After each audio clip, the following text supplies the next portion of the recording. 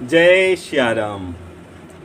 रामाय रामभद्राय रामचंद्राय वेधसे रघुनाथाय नाथाय सीताय पतये नमः। जय जय सीताराम। हर हर महादेव। तो कल आप लोगों ने सुना पिछले भागों में कि हमारे ठाकुर जी मिथिला से अयोध्या जाने वाले हैं और सखिया जो मिथिला वासी है अपने सौभाग्य को सराहती है कि हमारा जन्म राम जी के दर्शन के लिए ही मिथिला में हुआ है। सारी मिथिला वासी राम जी के जाने के वियोग में तड़प रहे। देखिए, दशरथ जी महाराज 23,000 वर्ष तक तप किए, तब उनके घर में श्री रघुनाथ जी का जन्म हुआ है। मिथिलावासी कहते हैं कि हम लोगों ने बिना तप के, तपस्या के ही राम जी के दर्शन का लाभ उठाया। राम जी तीनों भाइयों को लेकर रनिवास में गए। सखियों ने बड़ा अद्भुत स्वागत किया है मेरे भगवान का।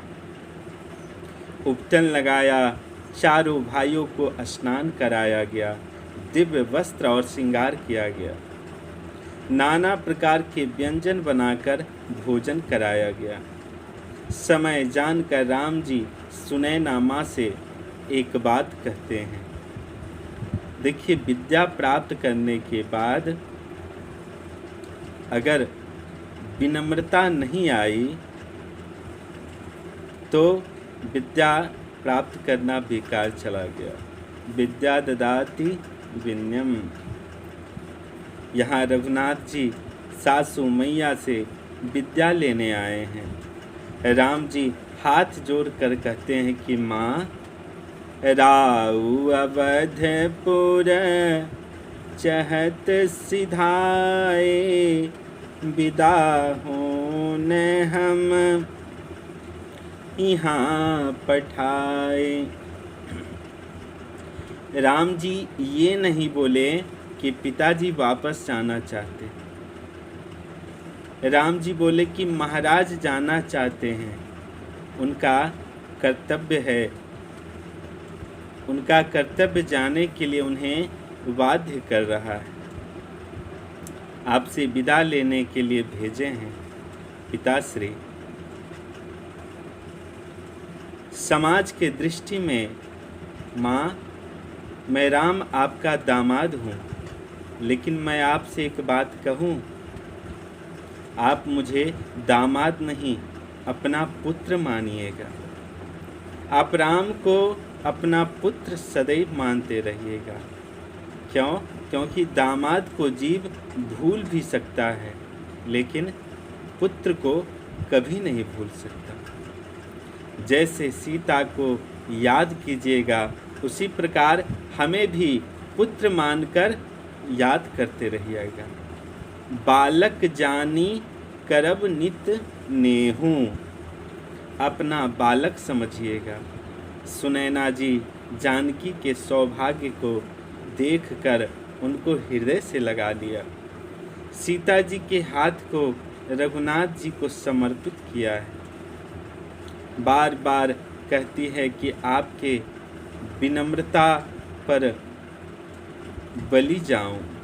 हाथ जोड़कर सुनैना जी ने कहा कि राम, आप तो भगवान हैं ना, आप सबके मन को जानते हैं। आप ये मत जानिएगा कि सीता मेरी बेटी है। आप ये समझिएगा कि सीता मेरी प्राण है। मैं अपने प्राण को निकाल कर दे रही हूँ। राम जी बार बार मैया के चरणों में भाइयों के साथ प्रणाम करते हैं। कहीं जाइए, किसी भी सगे संबंधी या कहीं भी हो, तो अपनी विनम्रता में रहिए। क्यों? क्योंकि समाज आपके कर्म को याद नहीं करते, आपकी विनम्रता को याद करते हैं। बार बार रघुनाथ जी प्रणाम करते हैं। विदा का समय आया। माताओं ने चारों बेटियों को दुल्हन के रूप में सजाकर लगी उपदेश करने कि कैसे ससुराल में जाकर रहना है। माताएं बेटियों से तरह तरह के उपदेश करती है। माताओं ने व्यवहार का शिक्षण दिया है। चारों बेटियां जब दुल्हन के रूप में चली है, ऐसा लगा मानो करुणा ने आकर मिथिला में डेरा डाल दिया है। जो जहाँ है वहीं विलाप कर रहा है, वहीं रोने लगा। मनुष्य को छोड़ो, घोड़े अश्व रोने लगे, गौ माताएं रोने लगी।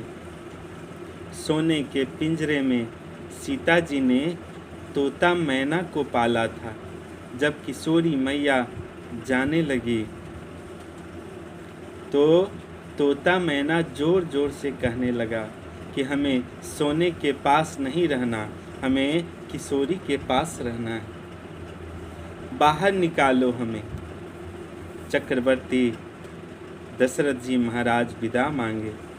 जनक जी सुने और जानकी जी को जाते हुए देखा। जनक जी विरक्त महापुरुष, बैरागी है, राग से परे है जनक जी। लेकिन आज जब जनक जी जानकी जी को जाते देखा, अपना सारा धैर्य खो दिया और दौड़कर किशोरी मैया को हृदय से लगाकर महाराज जनक बहुत रोए हैं। देखिए, जनक जी इसलिए नहीं रो रहे हैं कि सीता जी जा रही है। जनक जी इसलिए रो रहे हैं कि जिस दिन सीता मैया बाएं हाथ से शिवजी के धनुष को उठा लिए थे और उठाकर उनके नीचे लेपन किए थे। जनक जी महाराज जब यह देखे तो जनक जी महाराज सोचे कि हमारे घर में भक्ति ने जन्म लिया है, और जब भक्ति ने इस धनुष को उठाया है तो इस धनुष को वही उठाएगा जो भगवान हो, और जब भक्ति है तो भगवान जरूर आएंगे। आज जनक जी रोज रो रहे हैं कि भगवान आए हैं और हमारे घर से भक्ति जा रहे हैं। भगवान हमारे घर से जा रहे हैं, हमारे आँखों के सामने से भक्ति और भगवान दोनों जा रहे हैं। महाराज इसीलिए रो रहे हैं कि जिस भक्ति ने भगवान का दर्शन कराया, आज जनक जी के जीवन से वो भक्ति निकल कर जा रही है। बहुत रोए, सचिवों ने खूब समझाया। 4 पालकियों को बुलाकर बेटियों को उपदेश देकर महाराज ने पालकी में बिठाया है। इधर चक्रवर्ती महाराज को जो मिला दशरथ जी को, सब मिथिला में ही लुटा दिए। देखिए, जीवन में अगर देने का स्वभाव बना रहेगा तो सदैव मिलता रहेगा, आता रहेगा। महाराज याचकों को बुलाकर दान दिए, ब्राह्मणों को गौरी और गणपति का स्मरण करके बारात को लेकर चले। जनक जी महाराज पहुंचाने के लिए चले, बहुत दूर गए। बार बार दशरथ जी मना करते हैं कि जनक जी आप वापस लौट जाइए। अंत में रथ रोक कर उतरे जनक जी और दशरथ जी भी उतरे।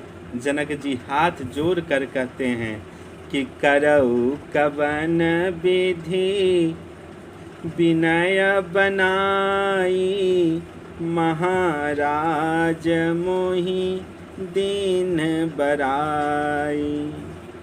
जनक जी बोले कि महाराज, मैं बना कर के आपसे नहीं बोल रहा हूँ, आप हमसे संबंध जोड़कर छोटे जनक को बड़ा जनक बना दिए हैं। दशरथ जी बोले कि आपने बेटी को दिया है और हमने लिया है। जगत जानता है लेने वाले से सदैव देने वाला बड़ा होता है। आप पहले से बड़े हैं। देखिए, बड़ा वही है जो किसी को छोटा न समझे। दोनों एक दूसरे को बड़ाई दे रहे हैं। चक्रवर्ती जी ने राम जी से कहा कि पिताजी को प्रणाम कीजिए। आप लोग भाइयों के साथ राम जी ने जनक जी को प्रणाम किया।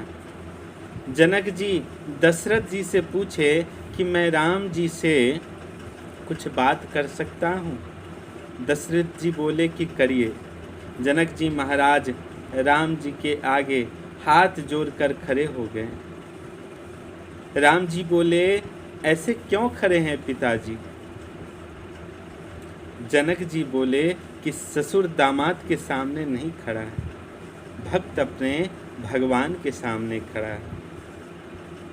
आप भगवान हैं और आपसे कुछ मांगना चाहता हूँ।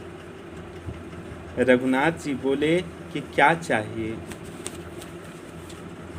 जनक जी बोले कि आज के बाद मेरा मन आपके श्री चरणों को छोड़कर संसार में कहीं न भटके, इसके अलावा कुछ नहीं चाहिए। राम जी ने वरदान दिए। बारात को लेकर दशरथ जी महाराज अयोध्या आए। माताओं ने भव्य स्वागत किया। बेटों का, बहुओं का, सभी बाराती महाराज से विदा लेकर अपने अपने घर गए। रात्रि में दशरथ जी महाराज अपने रानियों को जनक जी की प्रशंसा सुना रहे हैं। जनक राज गुण शील बराई, अप्रीति रीति संपदा सुहाई। जनक जी के गुणों को, उनकी शीलता को, उनका प्रेम, संपत्ति, इन सब के बारे में अनेक प्रकार से बतलाते हैं। देखिए, ये प्रसंग कहता है कि जीवन में प्रशंसा करने का स्वभाव बनाइए। कहीं जाइए और वहाँ से आइए तो वहाँ की अच्छाई की प्रशंसा सदैव कीजिए। तो अगला प्रसंग आप लोग अगली भाग में सुनेंगे। तब तक के लिए जय सिया राम।